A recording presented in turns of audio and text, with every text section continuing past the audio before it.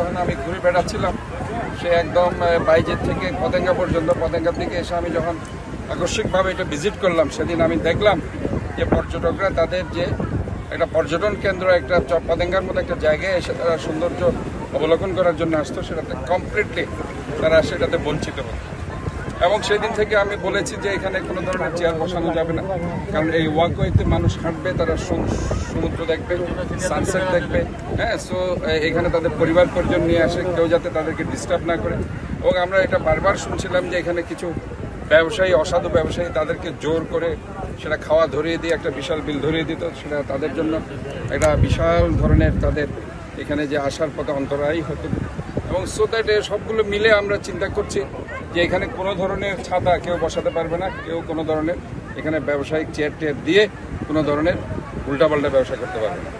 আমরা চাই এটা একদম ক্লিন থাকবে। এবং এখানে অনেক ধরনের আমরা ওই যে বাস্কেট দিয়েছে, যাতে ডাস্টবিনগুলো বাস্কেটে ফেলে, এখানে আরও প্রয়োজনে আমরা ডাস্টবিন আরও দিব। এবং এখানে এই যে যারা ময়লা আবর্জনাগুলো সেটা ডাস্টবিনে ফেলবে। এই জন্য আমরা একটা এখানে ব্যবসায়ীরা আছে তাদের দিয়ে একটা আমরা কমিটি দ্বারা, যেহেতু পিছনে কিছু দোকান তারা করছে, এবং এখানে কিছু আমাদের রাজনীতির সমস্যা হলে সবাইকে নিয়ে আমরা একটা কমিটি করে দিব।